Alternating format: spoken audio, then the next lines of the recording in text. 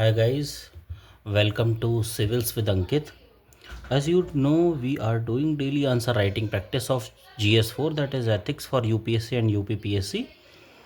And now we are discussing some questions which are based on quotations of great thinkers.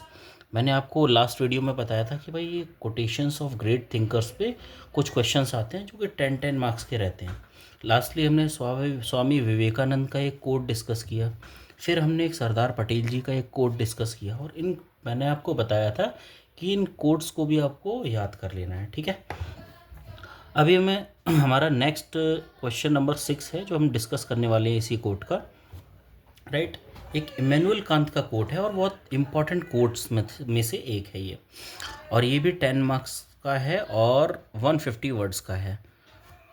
10 marks का होने का मतलब है UPSC के 2 पेज में आपका ये ख़त्म हो जाना चाहिए। ठीक है, आप मेरी वीडियो को पॉज कीजिए। Right, we hope that you have attempted well. देखिए, अगर हम आपकी जगह इस क्वेश्चन को होते तो कैसे करते। इस क्वेश्चन को पढ़ते हैं। देखिए, in law man is guilty when he violate the rights of others. Right, man guilty कब होता है? जब वो दूसरों के राइट्स को वायलेट कर देता है। But in ethics he is guilty if he only thinks to do so. मतलब केवल सोचने से ही उसको गिल्टी आ जाती है एथिक्स में। तो क्या एथिक्स एक हाईएस्ट पेडेस्ट्रियल पे नहीं हुआ लॉ के अकॉर्डिंग? ये क्वेश्चन ये बताने की कोशिश कर रहा है कि लॉ और एथिक्स में क्या डिफरेंस है। एथिक्स में केवल सोचने से ही पर्सन गिल्टी हो जाता है, और लॉ में कोई काम आप एक्चुअली में करोगे तब आप गिल्टी माने जाते हो। ठीक है, सबूत चाहिए होते हैं लॉ में।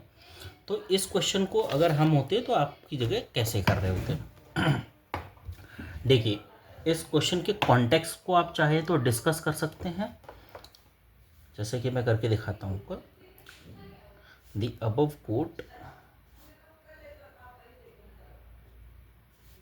is about the clear difference।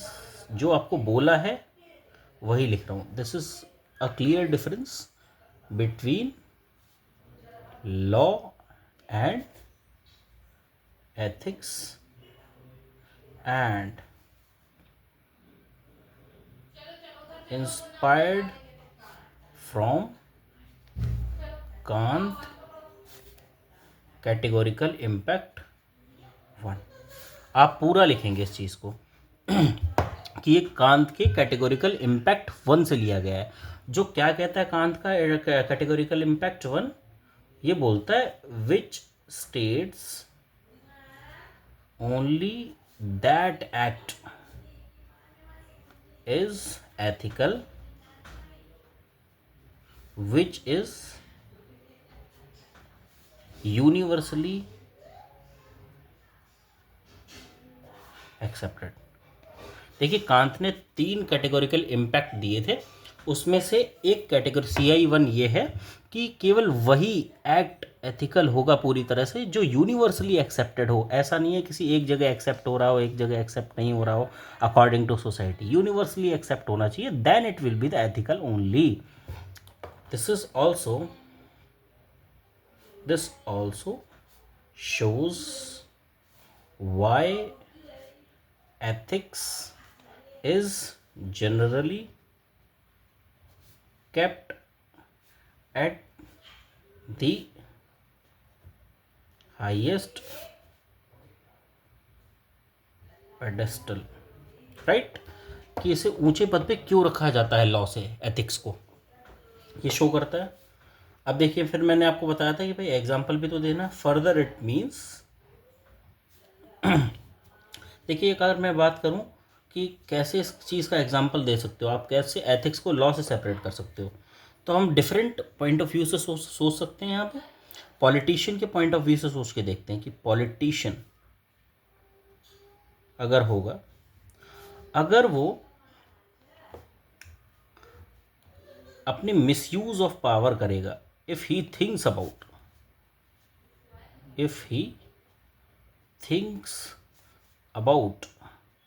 misuse of power, then he is guilty in terms of ethics, but if he really do so, अगर वो रियल में ऐसा करेगा, then he will be guilty in terms of law as well. अगर उसने really में ऐसे कर दिया तो लॉ के टर्म्स में भी गिल्टी माना जाएगा। ठीक है, एक और एग्जांपल देने की कोशिश करते हैं। आप एथिक्स पढ़ रहे हो, you are the public servant, तो पब्लिक सर्वेंट के पर्सपेक्टिव से पब्लिक सर्वेंट,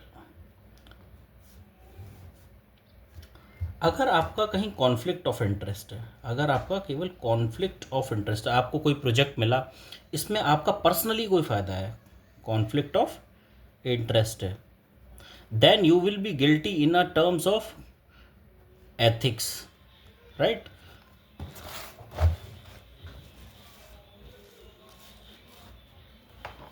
अगर आपने रियली में अगर आपने रियली में if you really taken advantage, then you will be guilty in terms of law as well. ठीक है, अगर मैं एक स्टूडेंट के पर्सपेक्टिव से सोचूं, आप कितने भी पर्सपेक्टिव से सोच सकते हैं, मिनिमम 2 से 3 एग्जाम्पल दीजिए। अगर मैं स्टूडेंट के पर्सपेक्टिव से सोचूं तो स्टूडेंट का क्या है, किसी एग्ज़ाम में जाता है और वो केवल चीटिंग करने की सोचता है। If he is thinking cheating in exam, then he will be guilty in terms of ethics, right? If he does paper leak, तो ये तो क्राइम है ना, then he will be guilty in terms of law, in terms of law। फिर मैंने बोला एक आप डायग्राम भी बना सकते हैं छोटा सा, देखिए इस तरह का डायग्राम बना सकते हैं। Only thinking, wrongful action not committed yet, not committed yet, if yes, अगर उसने अभी तक नहीं किया तो एथिक्स में क्या होगा, ये चीज़ अनएथिकल मानी जाएगी। बट अनएथिकल का कोई सज़ा नहीं है, बट लॉ के टर्म्स में सज़ा भी दी जा सकती है। ठीक है, इन terms of law it will be guilty, right, it will B unlawful and you will be given punishment also. तो एक कंक्लूड कर सकते हैं इस चीज़ को, कैसे कंक्लूड करेंगे, hence for doing ethical work one should do the work according to ethics and law, both should go hand in hand। या कल एक हमने क्वेश्चन किया था, for doing a great work the fortitude and the faith